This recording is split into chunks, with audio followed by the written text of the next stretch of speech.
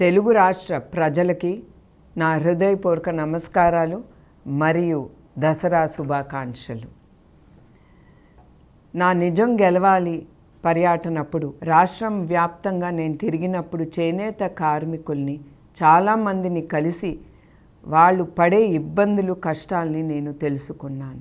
చేనేత వస్త్రాలు మన తెలుగు రాష్ట్రాల్లో మంగళగిరి, వెంకటగిరి, ఉప్పాడ, పోచంపల్లి, సిరిసిల్ల, గద్వాల్, ఖాదీ ప్రసిద్ధి చెందినవి. నూలు సేకరించినప్పుడు బట్ట నేసే వరకు ఆ కార్మికుడు పడే కష్టాలు, ఇబ్బందులు ఎన్నో. అతను ఆరోగ్యం కూడా లెక్క పెట్టకుండా ఆ బ్లీచింగు, యాసిడ్ మధ్యన నుంచుని అతను బట్ట నేస్తున్నారంటే మనం అందరం ఒకటే ఆలోచించాలి. వాళ్ళు పడే ఆ కష్టం వాళ్ళ బిడ్డల కోసం, వాళ్ళ కుటుంబం కోసం, వాళ్ళు ముందుకు వెళ్ళటానికి వాళ్ళు ఈ అన్ని ఇబ్బందులు ఎదుర్కొని బట్ట నేస్తున్నారు. అందుకే మన అందరం ఆ చేనేత కార్మికులు వాళ్ళు పట్టే నూలు పోగుతో వాళ్ళు అద్భుతాలని సృష్టిస్తున్నారు.